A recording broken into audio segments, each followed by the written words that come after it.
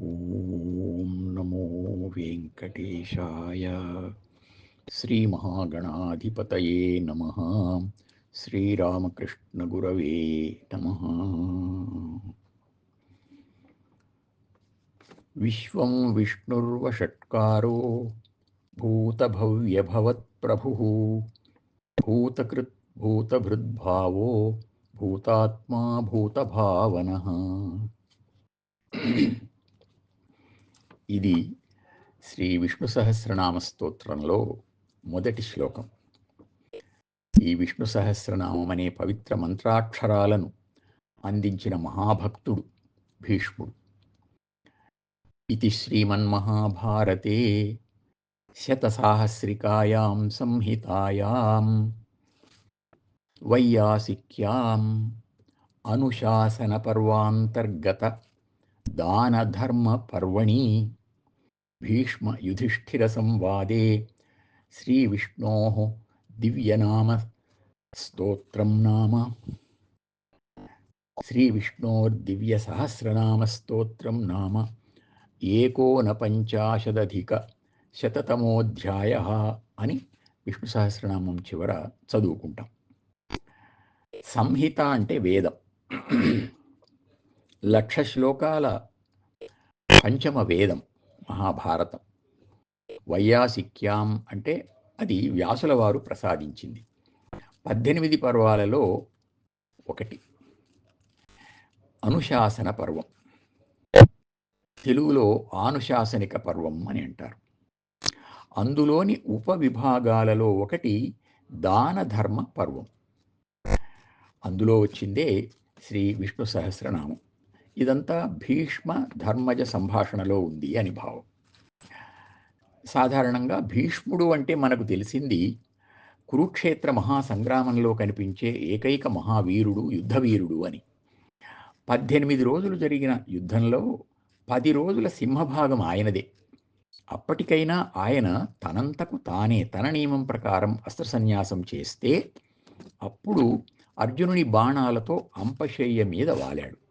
అంతటి సాటి లేని మేటి యోధుడాయన. మరణం కూడా ఆయన కోరితే తప్ప రాదు. స్వచ్ఛంద మరణం అంటారు. అది తండ్రి ద్వారా ఆయనకు లభించిన జీవశక్తి. ఈ మహోన్నత ఫలం లభించడానికి ముఖ్యమైన కారణాలు 2 కనిపిస్తున్నాయి. ఒకటి ఆయన జీవన విధానం, 2 దానికి మూలమైన ఆయన దివ్య శక్తి.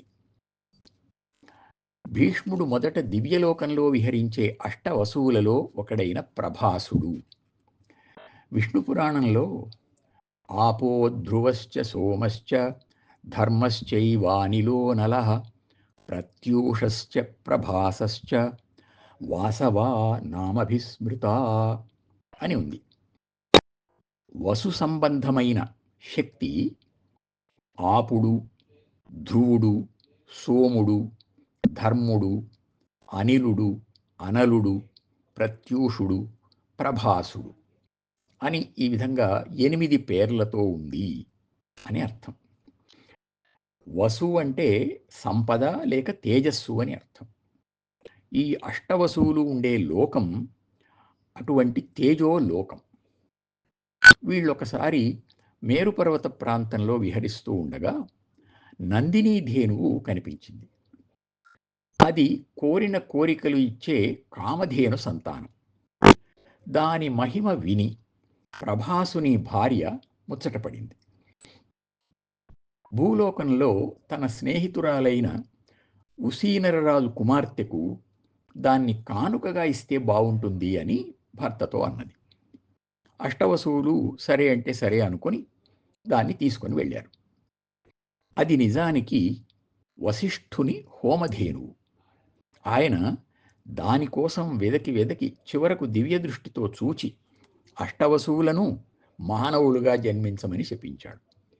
అది తెలుసుకొని వాళ్ళు తిరిగి వచ్చి తెలియక చేశాం క్షమించమని ప్రార్థించారు. మానవులుగా పుట్టక తప్పదు. అయితే ప్రభాసుడు తప్ప అందరూ వెంటనే మానవ జన్మ వదిలి వసురూపాన్ని పొందుతారు. ప్రభాసుడు మాత్రం పూర్ణ ఆయుర్దాయంతో భూలోకంలో ఉండవలసిందే అన్నాడు.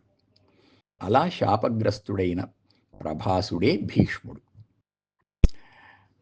దేవతల శాపాలు ఒక్కొక్కసారి మానవులకు వరాలుగా పరిణమిస్తాయి. ఒకప్పుడు ఆణిమాండవ్యుడు అనే మహాముని ఇచ్చిన శాపంతో యమధర్మరాజు విదురుడుగా జన్మించి ధర్మమూర్తిగా జీవించి మానవులకు ఆదర్శప్రాయుడయ్యాడు. అలాగే భీష్ముడు మానవలోకంలో జన్మించి మహాత్ముడుగా కీర్తింపబడ్డాడు. ఈ భీష్మ ఉపదేశ కాలం నాటికి భీష్ముడు అంపశయ్య మీద ఉన్నాడు, ఉత్తరాయణ పుణ్యకాలం కోసం ఎదురుచూస్తూ. కురుక్షేత్ర యుద్ధం ముగిసింది. ధర్మరాజు పట్టాభిషిక్తుడైనా బంధువులను మిత్రులను పోగొట్టుకున్నాను అనే బాధ నుండి ఆయన మనస్సు ఇంకా తేరుకోలేదు. ఒకరోజు ఉదయాన్నే కృష్ణ మందిరానికి వెళ్ళాడు ధర్మరాజు. అప్పుడు ఆయన ధ్యానంలో ఉన్నాడు. అది ఒక అపూర్వ దర్శనం. కృష్ణ ధ్యానం, కృష్ణుడు ధ్యానం చేయడం. కృష్ణుడు బాహ్య ప్రజ్ఞ పొందిన తరువాత అదే మాట అడిగాడు ధర్మరాజు. కృష్ణుడు అన్నాడు, అంపశయ్య మీద ఉన్న భీష్ముడు నన్ను స్మరిస్తున్నాడు, అనుగ్రహపూర్వకంగా నేను అతన్ని ధ్యానిస్తున్నాను అని. భగవంతుణ్ణి మనం ప్రార్థిస్తే ఆయన కూడా మన మీద తన కరుణారస దృష్టిని ప్రసరింపజేస్తాడు అనడానికి ఇది ఒక చక్కని నిదర్శనం. ఆ సమయంలో భీష్ముని గొప్పదనాన్ని గురించి కృష్ణుడే ధర్మరాజుతో చెప్పడం విశేషం. మహాకవి తిక్కన ఆంధ్ర మహాభారతంలో ఆ ఘట్టాన్ని ఇలా రచించారు.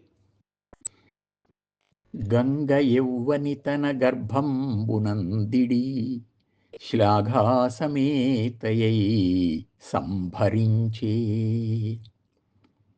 వసువులను, ముఖ్యంగా అష్టమ వసువును గర్భంలో ధరించినందువల్ల గంగాదేవి వసుగర్భ అని ప్రశంసాపాత్రురాలు అయిందట. భార్గవుండెవ్వని పరమశిష్యునిగాగబడసి గురుత్వమెక్కుడుగనెగడే. పరశురాముడు ఇతన్ని శిష్యుడిగా పొంది ఇంతటి వానికి గురువు అట, ఇంతటి వానికి గురువయ్యాడాయన అనే కీర్తిని పొందాడట. ఆరాముడెవనితో పోరాడి 23 దినములకు వాడిదరిగే. అంతటి గురుడే అంబ కారణంగా యుద్ధం చేసి 23 రోజుల తరువాత తానే అలసిపోయి విరమించుకున్నాడు. కాశీషు కన్యలు కారణంబుగపోరి ఎవ్వనికి ఓడిరి అనేక నృపులు. కాశీరాజు కూతుళ్ళైన అంబిక, అంబాలిక వాళ్ళ స్వయంవరంలో రాజులందరూ కలిసి ఆయనతో పోరాడి ఓడిన వారే గాని గెలిచిన వారు లేరు. వేదములు 4 ధనుర్వేదమును మహాస్త్రములు చెంది ఎవ్వనియందు వెలిగే. 4 వేదాలు జ్ఞానం, ధనుర్వేదము, మహాస్త్రములు ఇవన్నీ కూడా ఆయన యొక్క బలం. ఈ 3 అంశాలు ఆయనను పొంది ప్రకాశించాయి. అట్టి భీష్ముండు నన్నిపుడాత్మదలచుచునికి తద్గతమయ్యే నా మనము అధిపా. అంతటి భీష్ముడు నన్ను తలుచుకుంటూ ఉంటే నా మనస్సు కూడా అతని యందే లగ్నమైంది అని కృష్ణుడు చెబుతూ ఉంటే ధర్మరాజు మనస్సు పరవశించింది. భీష్ముడు వశిష్ఠుని శిష్యుడు కూడా. భూత భవిష్యద్వర్తమానాలు ఎరిగిన జ్ఞాని, సర్వవిద్యలకు ఆధారమైనవాడు. అతడస్తమిస్తే ప్రపంచం చంద్రుడు లేని రాత్రిలాగా అంధకార బంధురమవుతుంది. నీవు ఆ మహాత్ముని నుండి ధర్మ విశేషాలన్నీ తెలుసుకొని సందేహాలన్నీ తీర్చుకో అని కృష్ణుడు ప్రబోధించాడు. దేవవ్రతుడు అనే పేరుతో జన్మించినా తండ్రి అయిన శంతనుని తృప్తి కోసం రాజ్యాధికారాన్ని కూడా తృణప్రాయంగా వదులుకోవడమే కాదు, జీవితాంతం బ్రహ్మచారిగానే ఉంటాను అని భీషణ ప్రతిజ్ఞ చేసి, భీష్ముడు అనేదే తన పేరుగా వెలిగిన అద్భుత మూర్తి. ఆయన నుండి ధర్మరాజు పొందిన ఉపదేశమే భీష్మ ఉపదేశం. అది ఆణిముత్యాల అమృత సముద్రం. ఎంత చేతనైతే అంత సొంతం చేసుకునే ప్రయత్నం చేద్దాం. ఓం నమో వెంకటేశాయ.